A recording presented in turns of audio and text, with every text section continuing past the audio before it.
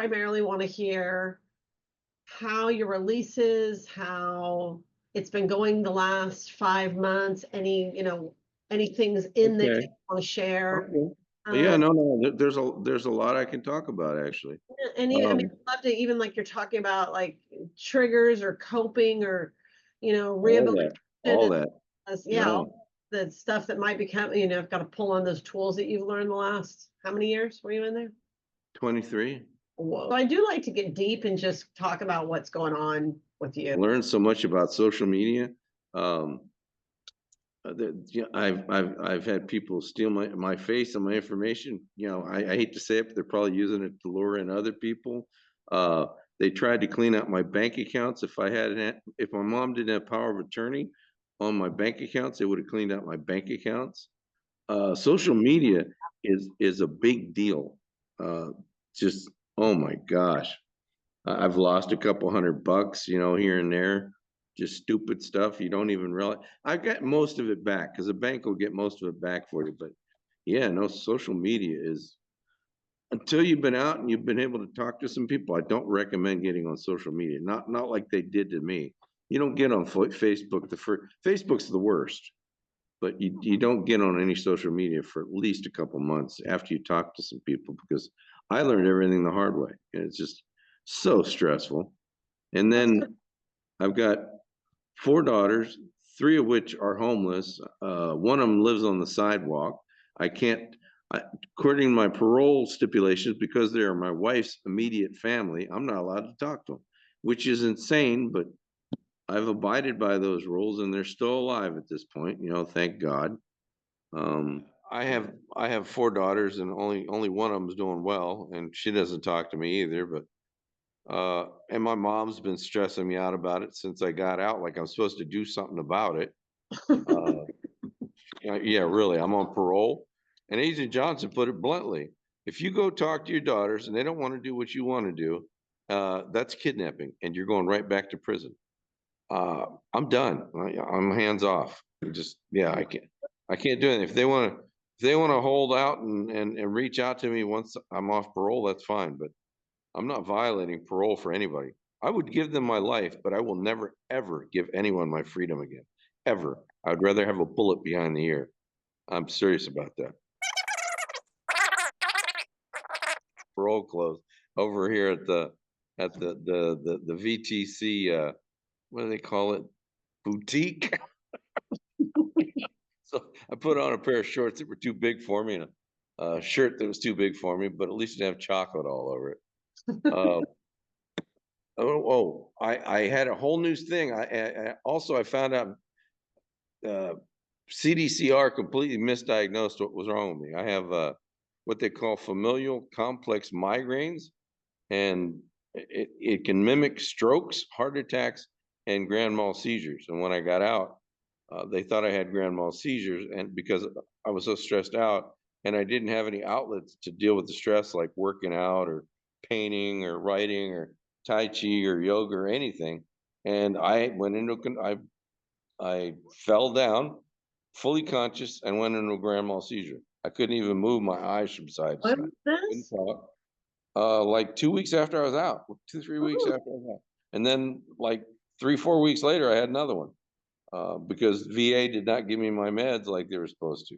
But I went to the best neurologist I've seen in 30 years. Just a young, uh, uh, where's she from? Ethiopian. I mean, her parents are from Ethiopia, but she's one of the smartest doctors I've ever talked to. She's only 32 years old. Just looks like a little kid. mhm. She's she's she took care of me tough. She took me off sumatriptan because she said that only makes my condition worse. That checks out. Um, and she's weaning me off of nortriptyline, and I'm on propalanol. And if I have an attack, either a stroke or convulsion or a heart attack, I just take an Ubrelvy. Oh, But yeah, she said that it's 90% usually hereditary, but I don't know my father's family, but it must be from him. My mom didn't have nothing like this. But yeah, there's your health. Your health is a big deal. Social media is a big deal. Money here at VTC is not a big deal. I mean, you're gonna get at least half your food for free because That's you got a CalFresh card, you got a pantry. As long as you don't keep the food too long, it's fine. It's still better than anything you're gonna get in prison. Um, food and money is not really a problem.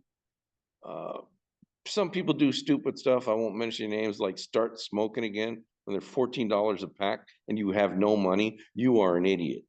I won't mention his name. Yeah. I actually gave him 40 bucks, and later I felt bad about it because I was like, I just enabled him to go get a couple packs of cigarettes.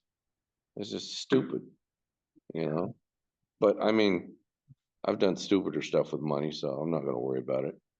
Um, but yeah, no, social media is a big deal.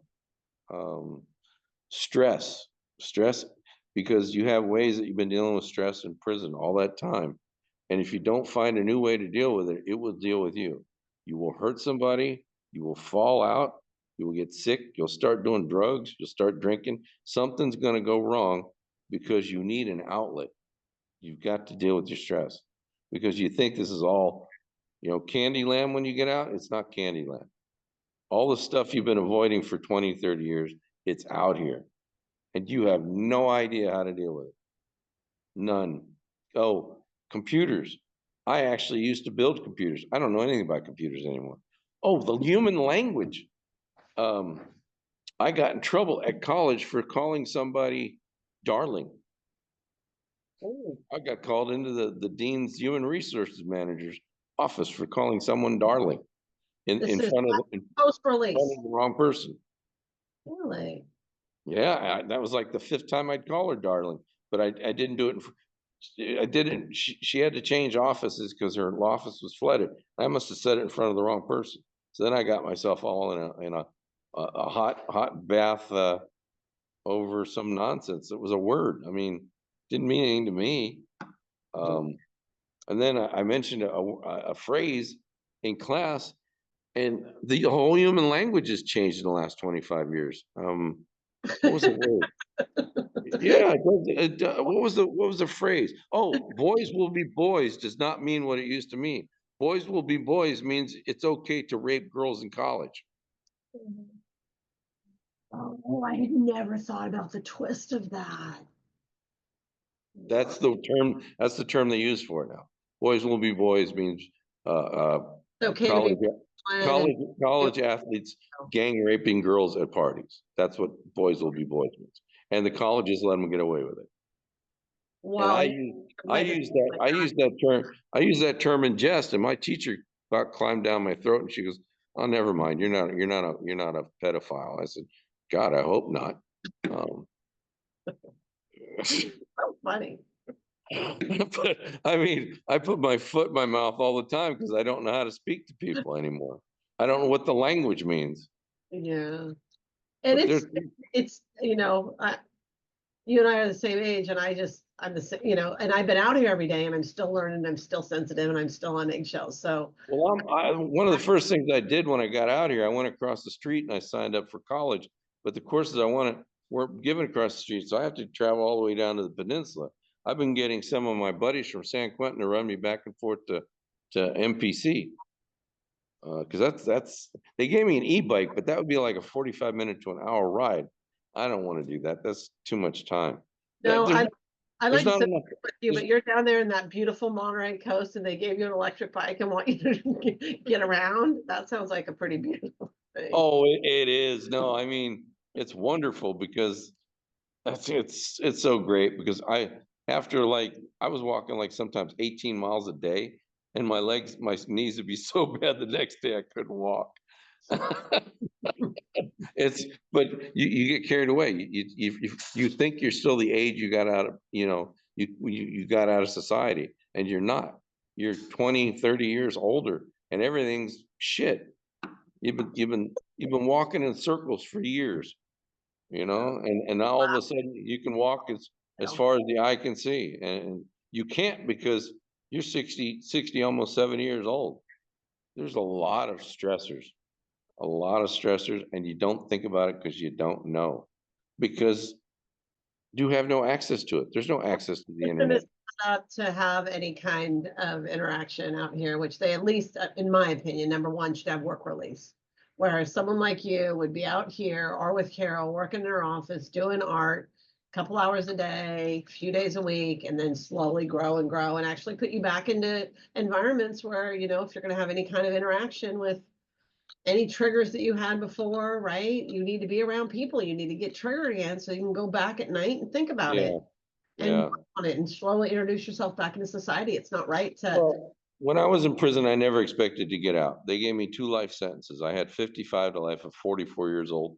My first available parole date was June 6th, 2056. I'd have been 99 that day. They have a sense of humor. on your birthday. Yeah, they do. So tell us, how did you get it cut down to 23 years? Elderly parole. Thank God for legislators. That's what I keep hearing. Other people getting out on different bills too. If it hadn't been for that elderly parole bill, I'd have died in prison. And how did you become familiar with the bill? I didn't. The parole came up. I kept fighting for it because I heard about the bill and they said, "Oh, you're not applicable. You're not applicable." And then I get this little note up on top of my cell door one day, says, "Oh, by the way, you're late to go to the board. You're going in 3 months or something stupid." I was like, "What?" Because the closest I came to being ready to go to the board was I had a commutation granted by Brown in 2017 when Newsom took office. There was nothing on the table anymore. It was gone, and I was getting ready to go to the board for commutation because you have to go to the board for commutation. But I Yeah. wasn't really ready. I mean, not not even close. Because when I went to the board the first time, yeah, they chewed me up, spit me out. It was bad. It was ugly. CRI helped me a lot. CRI With was California reentry. Right, Colette they were fantastic. I mean, VHV was great, but it doesn't work on issues you need to go to the board. And really, you're not getting out unless you can convince the board you're supposed to get out. And CRI does that. And the Yeah, legislature found you and just automatically set you up for yeah. A year late, but I mean, a year late is better than lawyer, never. and then have the lawyer work on it and then try to get a parole date. But it's awesome. I didn't have any lawyer at all. I had no money for a lawyer. I bided my time and I started preparing to go to the board. And like I said, I wasn't prepared. I mean, 3 months is not enough time to get prepared for the board. It's just not. Even if you get all your ducks in a row for paperwork, your mind is not focused right to deal with those people. Yeah. They speak a whole different language. Yeah, they're looking for different things for sure. Yeah, they have an agenda, and you need to clue into what that agenda is and meet their agenda. If you don't, they're not letting you go. And what's the best way to do that in prison? Find the best groups, find out the people that are going home and what groups they took. Word of mouth, Yeah, absolutely. peer Yeah. support. Like I said, I highly recommend CRI. VHV is great. It helped me with my PTSD, but well, I started thinking about CRI, I get choked up. Yeah, It was fantastic. Colette is great. She really is. she is wonderful. Yeah. Yeah, She takes care of me tough. She really does. She's in Australia right now. that's right. With her parents, her Yeah, elderly parents. She told me that. yeah. I'm going Well, next. her dad. I think her mom. I think one of her parents passed away, didn't they? I know her sister. A I know her lot. sister passed away. Yeah, but yeah, she's back visiting. Yeah. But So yeah, tell me about your art now that you're out. Have you had any I only painted one paint. I painted one painting. I went down to Monterey Pier and I painted a sailboat that was out on the waves, and I gave it to her for a donation. She was auctioning off a bunch of stuff, and I gave it to her for an auction. I don't know what she got for it or anything like that, but that's actually the only new piece of art I've done since I've been out. I don't have time. I go to college twice a week, 3 hours a night. I got no time. I have to go to all those classes I took in prison. I have to take them all over again out here for parole board. My days are stuffed packed full of And then you got to get you get your social security card, you got to go get social security, you got to get a driver's license, you got to pass the test. Uh, there's just so much to your first 3 months, you're running around like a clown coming out of a clown car. I call him like that. I would, my analogy is a teenager. Come out as a teenager, no matter how old you are. I like the clown idea though. Well, you feel like a clown coming out of a clown car because they're hauling around all these formerly incarcerated vets like we're a herd of clowns because we are. We don't know what's going on. We're clueless. We need guides. We need like they're like our guide dogs for the blind because we're blind. We don't have a What clue. what branch of the army or what branch of the military were you in? Army. See? Yeah, there we go. That's the view we want. Uh, So I remember back in your story you shared a while back. You started painting when you were released, right? From discharge from the army the first time in yeah, late 60s. yeah, 78. Yeah. And did it help you therapeutically in prison? It did, but then I got married and started having kids, and all my in-laws are like, "You can't make a living doing writing and painting. You should go in sales."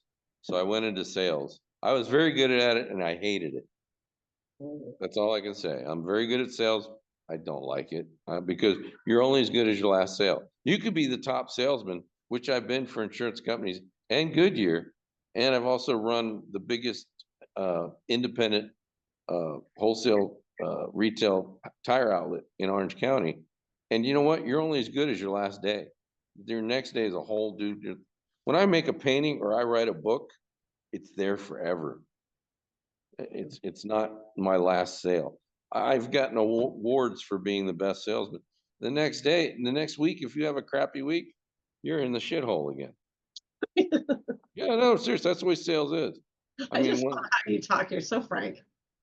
yeah, you know me. I don't candy coat anything. No, I forgot. That's yeah.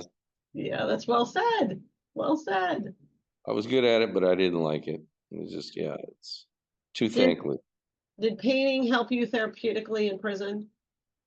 Oh, you know what? I think more than CRI, that is what mellowed me out. The painting, because I was in painting the whole 14 years I was there. I did I did yoga, veterans yoga for 11 years and Tai Chi for 9, but they went away. But you know what? Painting never went away. Even when the instructor died, even when Pat Maloney died, That's I right. still had painting. But Yeah. when the yoga instructor got pregnant, no more yoga. When the Tai Chi instructor died of COVID, no more COVID. But art was always there, and writing was always there. Zoe Mullery, she was always there. I mean, She's consistent. all that writing was very cathartic. Yeah. So great. So tell us what you're doing now. What's your job? I got 2 more weeks of college. I've already signed up for a painting class and a Photoshop class next spring semester. Uh, I'm I got 100% VA disability, 48 years. It's beautiful. Yeah, it is. So I'm gonna get a car next month. Um, I'm supposed to go see mom back in central Pennsylvania around Christmas time. We'll see if that happens. I have to get it approved by the parole board. Mhm. Let's put all those good vibes out there so you can give her a hug. Yeah, yeah. Yeah, it's a complicated relationship, to say the least. To say the least. Yeah, but you know, she's the only mom I'll get, so I have to Yeah. love her, even if it's from a distance. Yeah. So yeah, Yeah, I can relate to her when she said that she wants you to have that connection with your daughters. I have kids and I'm always trying to make sure that, did you call him? Did you call her? So I think it's a, yeah, but she um, stressed me out so tough. She did, and I should have known better, but I haven't had to deal with her really for 23 years. If she stopped talking to me in prison, it's like okay, whatever. I don't talk to anybody anyway. But out here, it's like I feel like I'm supposed to do something. I can't do anything. I'm on parole. Yeah. It takes a minute to realize that because you get assimilated so quickly to thinking you're free, but you're not free. This is zero level prison. You got 4, 3, 2, 1. Parole is zero level prison. You're still in prison. You still belong to the state of California. You What's the mess one up. thing about your parole that's most controlling on you? What do you mean? Like, is it not going more than 50 miles? Is it having to check in to see who you're seeing? What Oh, part? all of that. All of that. I mean, I can't travel to San Luis Obispo and try and rescue my daughter from the streets. I can't I can't leave the 50-mile zone.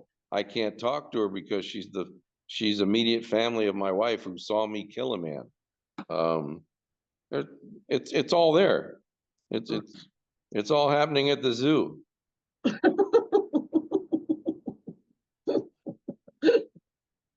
Life is, that's true. Life is a zoo. When you're on parole, life is a zoo. Surrounded by You're surrounded by dangerous animals that can put you back in a cage. That's crazy. And your daughter was there and watched you commit your crime? No, my wife was. It's just the way the parole board is. It's like anything they can do to make you screw up, they will. I mean, it's really, it was for my own good because emotionally, I wasn't ready to deal with my daughters. I'm not. I mean, I'm still not. The idea of going out there and seeing them with drug dealers and pimps and all that crap, I'm going to hurt somebody. And I can't do that because it would be really hard to walk away from that. Oh, I Yeah, cannot. I can't do that. I can't do it. I So can't. it was for my own good. Yeah, I would once again be a criminal. yeah, I can't do that. I'd rather get a bullet behind the ear. yeah, Seriously, kill me yeah, now. I'm yeah, not doing another day in a cage. yeah, yeah. You make it so relatable, and I get it. What's your dream job? I'm going to get a Gisli Musa printing machine and make copies of my art and sell it on the internet.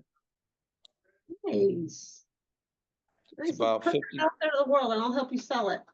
that's about $50,000 for a machine. And once I start selling my own stuff, maybe I'll start branching out and selling other people's. Can you partner with somebody that's already got one? I could start that way, and I very well may do that just to learn how to do it. Mhm. Um, but so far, I haven't been doing it because I'm trying to. I want to get off my first year of parole before I do anything that ambitious because that's pretty ambitious. That is I- a vision. I love it. I've I've got book manuscripts to try and get an agent to find me a publisher. So I figured between full Social Security, uh, full 100% disability from VA, small pension from Goodyear. If I start selling prints, actual canvas prints of my artwork and get a couple books published, I'm pretty much squared away. I mean, money wise, that's still not going to rescue my daughters because my mom's been throwing money at my daughters for a couple decades now, and it does no good. But I Oh, mean, breaks- I'll have money to do whatever I need to do. yeah. Well, to keep yourself healthy first, right? Well, yeah, because I mean, I've had 2 severe convulsions since I've been out, and I was just lucky. My roommate at the time was actually a corpsman and an EMT, and he'd be an EMT now if he didn't have a drug charge. But EMTs, they won't allow to work around drugs if you Mhm. got a conviction. So he'll never be an EMT again. But maybe you can become a biller or something. Mhm. I've yet to tell him that, but yeah, no, he knew exactly what to do. Um, at least the second time, the second time anyway. The first time they were all kind of. One of the guys used like an old '70s technique, stuck a pen in my mouth, and I bit down and broke the pen and broke my tooth. You're not supposed to do that. That's like outdated, stupid shit. But God bless him. He was trying. But the other guy who's an Afghanistan vet, he says, "Man, take that out of his mouth. You don't do that." But it was already too late. I already broke the tooth. Now I got to get that fixed too. So I've been shuffling around from dentist to dentist because I had a dentist that was supposed to do it, and he canceled the appointment the day of the damn appointment. That kind of pissed me off. And then he called me back a week later. "Are you coming in?" "What do you mean, am I coming in? You told me to go find another dentist." So I did. Jeez. Tell me about your living situation now. I have my own room. When I first got out, I was living in the living room because they didn't have enough bed space, because a couple guys did not get out the way they were supposed to because they weren't really looking hard for a house. They were too comfortable. Yeah. I'm just gonna put that out there. I'm not gonna mention no names, but there's some procrastinating, lazy mother McJammers. So, yeah, no, I had to sleep in the living room, and because my parole agent was given these stupid little devices, he put a device around my leg. So here I am living in a living room with a device on my leg that I can't sleep. It's cutting off the circulation of my blood. And you know what? It's still better than being in a cage. Right. Take a living room So the other week. So now you have your own room. And how many yeah, people? but I didn't finish with the device yet. The little tracking device. Yeah. I had a convulsion and I had to go on the MRI machine, so they cut it off. That was great. One of the guys living in the house I was living, "You did that on purpose. You were faking all that." I am not that good an actor.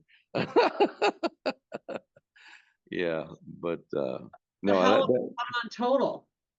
what's that? So did they put one back on you, or at what No, point? no, no, absolutely not. Because what if I have another convulsion? They just have to cut it off again. Oh, Uh, yeah, it was a big deal. The hospital made a big deal and got all over my parole agent about, "What do you mean you can't get this off? We're medical technicians." So he says, he told me later, "If you ever have one of these devices on your legs and you have to have an MRI, just let them cut it off. You don't need to call me," because it was like a weekend. It was like a Sunday or something. He was all upset. Not my fault. I just, I have a condition. It's hereditary. Thank you, Dad or Father. I wouldn't call that son of a whatever dad if you gave me $1 million. Um, Anyhow, yeah, there it is in a nutshell. Right now, I'm doing good. This semester's coming around. I got a couple weeks off till my last couple days of school. I've learned a lot about everything, about college, about language, and keep my mouth shut until I know what the words are that I'm speaking. Um, yeah, no, I mean I've learned a lot in 5 months. My caseworker was amazed that I've proceeded as far as I have. I'm actually ready to move out. I mean, I get a car next month, and I got money in the bank. I could move out. I'm ready. I got great. all I got my college ID, I got my driver's license, my social security card, my social security payment, my VA disability, uh, my bank accounts, everything a real human being is supposed to have. So I'm like a real human being almost, except I'm on parole. Yeah. So I still belong to the state of California. There's no way around that. Uh, until I'm off parole, I could have it tattooed on my ass. You come along with that UPC reader, beep beep. Your number is going to come up. I probably shouldn't say that because that's what they're going to do next. That way when they check you in jail, they just hit you with a UPC rating.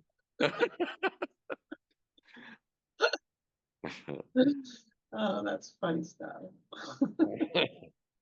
It could happen. Oh, totally. Put a chip in you. Yeah, well, no, they already threatened to do that, but the Congress stopped them. They had little chips about the size of a grain of rice that they could tell them wherever you are. They use them in dogs. I had them in my dog. Yeah, I do too. Yeah, I had one in my hunting dog, and she used to run off all the time. She was nuts. But Yeah. yeah, no, they were gonna put him, in prisoners, and the Congress stopped them from doing it. Thank Yeah. God that was back in the early 2000s.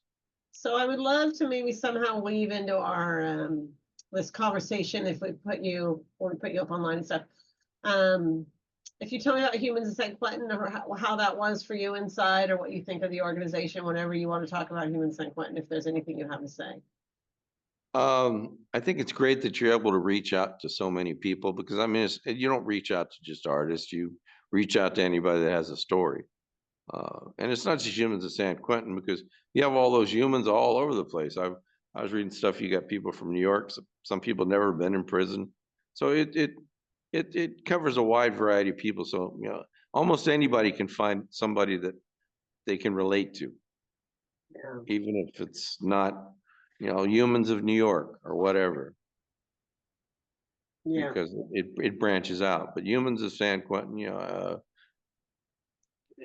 there's different stories. People have different stories, and not every story strikes somebody as being of interest. I mean, my what did you call it? Frankness is not gonna it's not gonna thrill some people. Not a lot of people actually, especially people that are on the other side of the issue usually that I'm talking about. Yeah. Oh, I was working out at Montage today, and Mhm. after I got finished lifting weights, I go swimming, and I was swimming next to this great big guy, right? This great big blonde hair guy. He's retired from the Marines. Uh, and I told him about San Quentin because we just got in a conversation. Turns out he was the associate warden at Salinas. Whoa. Holy crap. Yeah, and then the warden, the current warden, he's retired from there too. But the retired warden from there, I was just talking to him like last month down at Monterey Pier because Mohammed, who was my like housemate at the time, he had like a relationship with him in prison, and we ran him down at the pier a couple of times. So yeah, life is very ironic. Right? Yeah, I mean, I'm swimming with an associate warden, and I'm down at the pier talking with the warden. I mean, it wasn't San Quentin, but it was still weird, you Yeah, they know. all around. They're same kind of fish in the sea, right? Yeah, well, but I mean, Same kind of people. it's just weird. It is. It's just weird. But I mean, now I see them as real people, and they see me as real people. And before it was like a confrontation. Before we even would meet, it would have been confrontational because we're on opposite sides. It's like the Pink Floyd song, "Us and Them." Mm. Yeah, and that song is so appropriate for that analogy. Yeah, It's us and it's them, and yeah, that's the way it is in prison. That's yeah, the way that's the way they're trained to think, and that's the way we're trained to think. yeah. It's changing though. We just had a big meeting inside with our Yeah, team. yeah, yeah. Just It is. It is. started this back in 2018, right? It's the tide is Well, changing. well, it might be administration changing, but trying to get the officers to change and trying to get the prisoners to change, that's a whole different thing. Like the social warden there was telling me that the warden that I told him about, running into the warden down at the pier, and he said they made him retire because they said he wasn't the right man for the new model of friendly to prisoners. But Yeah, he's got a bunch of Norteño gangbangers who aren't trying to listen. They're not trying to program. They're not trying to get out of prison. They yeah, just want to. They just want to be at war with everybody. yeah, And that you're going to run into that. I mean, you're not going to affect everybody because you want to do something. It's just the way it is. I mean, if yeah, somebody's ready to program and ready to get out of prison, they'll let you know, and they'll also let you know if they're not. yeah. And I'm on the wards advisory committee, and he said that exactly, Chance, that we're all at a different point in our development, right? It's a matter of who's getting there. And I think if you model it, I mean, I'm obviously a uber positive person, but change will come. Change will come. And we've got Lieutenant Barry, who's our PIO. She's doing a bang up job of talking to those correctional officers. And they're doing well, but I think what you're saying is how many, there's over 100,000, at least in California, those correctional officers, that is a thing. Rehabilitate those people that. Well, until you do that, you're not going to get the gangbangers to ever look at you. Yeah, They're just not, because they see it every day and they know it's bullshit. yeah, It doesn't matter what the administration says. The cops aren't going to listen to you because they belong in CPOA. CPOA actually runs the state of California. They do. See, for those people that don't know what CPOA. It's a union. They're very politically powerful. And the weird part is they're not actually a very rich union, but they control whole communities because whole communities rely on certain prisons just for their survival. If you start diminishing that, you've eliminated communities. But life is about change. They need to change. They need to change their agenda because they're they're dragging along some dead DNA. Yes, total fact. So to wrap us up here, I know we're creeping up on the end of our time together. What, is there anything that I didn't cover that you want to share, or anything that you want to get out there? We got an audience. This will go up on YouTube. I'm going to reiterate, you need an outlet for your stress because your stresses won't be the same as the ones I mentioned, but you're going to find stress.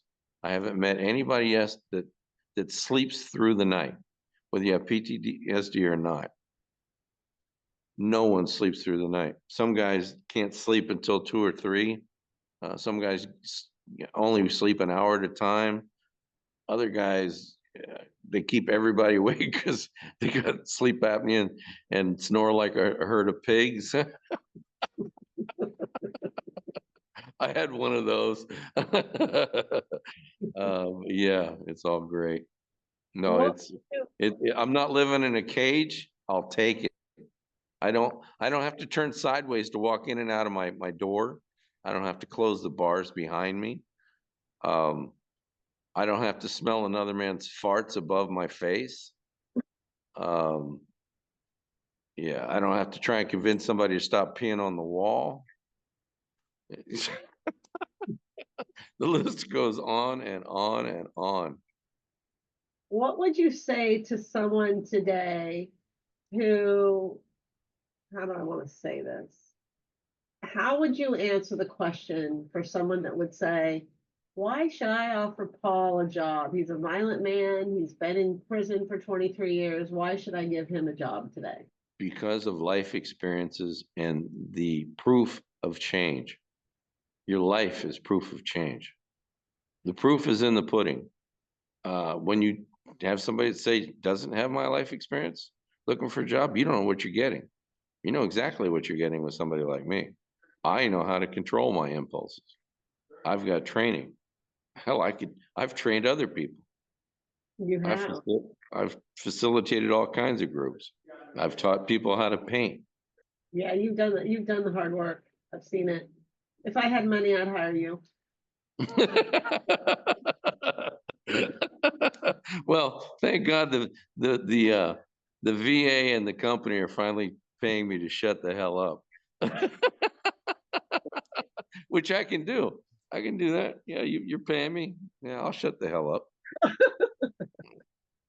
That's an easy job. And I think there's pictures behind me that you donated right behind my desk. I see the little bluebird right behind your right ear. The bluebird, and the other one was the bee, the honeybee. Yeah, the honeybee. We sold. I don't exactly have the. And where's the other one? Is it up here? Yeah, it's to your left now. Yeah, yeah. These two are supposed to be together. Yeah. Yeah. No, you do remember I offered to do you another painting if you need it, for like some type of auction. It'll force you to paint again, which you're so freaking awesome Well, at. no, I'm going back to painting. I'm taking a painting class at MPC next semester. Oh, good. So in January, I'm going back to painting. I've already bought paints and brushes and canvases. Oh, great. I just haven't started painting. And Colette sent me a whole set of acrylics, Oh, cool. but I bought my own oils. Yeah. Well, we'd love another one. Whatever you want to send us or whatever you're Yeah. doing. Um, I could just have Marcus drop it off. He stops to see you guys all the time. yeah, he's Yeah, great. well, with Colette, I had to mail it. Yeah, right. And that's scary though when you got to mail it out of that prison. You never know whose hands it's going to Oh, end up. no, no, no. I mailed it out from here. I painted her a Oh, painting. you did, yeah. Yeah, the sailboat. I mailed it to her, and like I said, I don't care what she got for it. You know, it's whatever.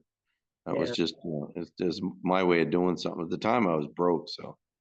yeah, Uh, yeah. but you know, but yeah, I should be buying a car and getting on my feet here pretty soon. I don't know how long it'll be before I actually proceed with the Gisli Musa. I want to get at least a year of parole under my belt before I start doing any entrepreneurial type stuff. You know, Yeah. the weird part was I started looking into it, and I get all these emails and text messages trying to get me to use their company to sell my work and blah blah blah. Yeah, I'm not ready. I'm, I can't reach out to these people and say, hey, I'm on parole. I don't have a year of parole in. I'm not working with you right now. I'm trying to get my shit together, you know? And you're so smart though. It's just, 23 years to shake off and implement a new life is a lot. Oh, I overdid it anyway. Jumping right into college as soon as I got out of prison, that was kind of crazy. It's been a wild ride. It has been a wild ride. You have College, teachers in yeah, there, your mom, your all the sister. homework is done over the internet on what they call Canvas. That slowed me down so hard. The first couple months of homework I didn't complete because I had no idea which button I was supposed to push. It was so bizarre.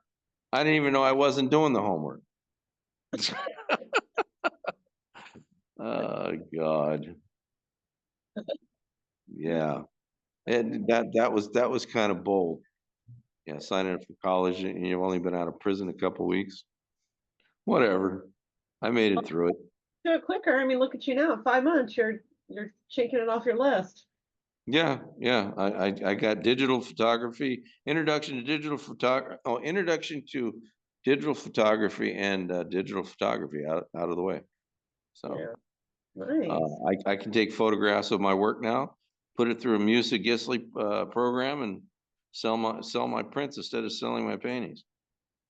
Instead of trying to get thousands of dollars for a painting, I get a couple $100 for a print. Yeah, that's awesome. Yeah, and I don't know how many other people do it. I've seen like advertisements for some place called Etsy. They Yeah. sell people's work that way. I can apply to them if they don't want to do it. I'll blow them off. I don't care. Etsy is a marketplace where you just set it up yourself and you're the one they contact. I've ordered lots from there and you manage it. So it's basically just a site for you to put your wares and it's one place for Oh, people to go. so I could get them to make Gisli Muses for me then. Well, no, they're all each individual. So I mean, it's basically you just I would have to find somebody that does Musa Gislis already. and you take Okay. it and then someone like me, if I want it, I go onto the Etsy, I find you, I place an order, you and I talk, you get it to me. Okay. Okay. They're just like a middleman. That's all they Exactly. are. Yes. They don't do anything They except don't take your money. you are nothing. Which is a beautiful Must part. be nice. Must Yeah. be nice. Cannot imagine what they've had to go through to get that thing up and working and keep it going. So Well, yeah, they know all about the internet, which I don't, you know, but I know art. yeah, I've got a whole room full of paintings back at my mom's house, yeah. 14 years worth. I mean, I painted over 1,000 paintings and I only probably have like a third of those, but that should be it's a drop in the bucket. Oh, that's a nice nest egg right there. That's a good Yeah. egg. I got a couple books that are just about complete. Get Mhm. them published. I'm Yeah. styling. Yeah. I mean, Whatever happened to I have a picture of you holding your self-portrait, that painting you did. What happened that's to at that? my mom's house. That's at my mom's house. I have paintings all over the world, actually. I got one hanging in London. Oh, you told me that. Yeah. Yeah, at Derby Law College in Yeah. their library, I think. Yeah. It's Well, a painting of one of my mother's ancestors, actually, from the 1800s. Whoa. You're such a gifted man. Thank you for all you do. Thank you. Let's sell those things and get them out there, especially if you go to your mom's house next month. Please take pictures of you with it. Oh, yeah. Right? I bought a $780 camera. Whoa. At the end of class, I went through the whole class with a borrowed camera or from MPC. They let me borrow a camera. And at the end of the class, I said, you know what? They're not going to let me take this back to Pennsylvania. I better buy a camera. And that was right after that the VA blessed me. So it all worked out. Yeah. Yeah. How great. Well, I need to make a trip down there and see you. Marcus is down there, Jenny, and there's just so many great people that have paroled down there. Oh, yeah, they're a bunch of angels. They really are. I know you guys are so lucky down there. I really want to have a house exactly like that right here in Marin County, Humans of San Quentin transitional home. Would love it. Love Yeah. it. Yeah, Yeah, I it need would be great, wouldn't it? mentors for me. Yeah. Yeah. Sounds Well, like an excellent goal. I know, right? I have lots Yeah. of I have lots of pie in the skies, but okay. Don't we So, all? In a perfect world. right? Yeah, Yeah, every day. All right. Well, thank you for sitting down with me today. no problem. I'm sorry it took so long. That's okay. You have a bit, you have that much more of a story to tell, right? Absolutely. Yeah, I got through all that. Yeah. We could have done this and I could have been in the midst of it, all stressed out, fidgeting in my seat. Well, don't be a stranger. Hopefully, I'll see you up here, or see you down there. And I want to continue to hear about your successes and ups and downs and all that stuff. Okay, absolutely. You Yeah. have a blessed day, dear. I Okay. can And say that, right? I can use the word dear without getting in trouble. I'm I'm 57. I also grew up in the military, lived on military bases. You can say anything you want. Okay, all right. How do I Okay. turn? You know what? I'll let you turn this off because I have no idea how to do it. Oh, Okay. Take care. Happy all Thanksgiving. right. All right. You too. Bye Bye. bye.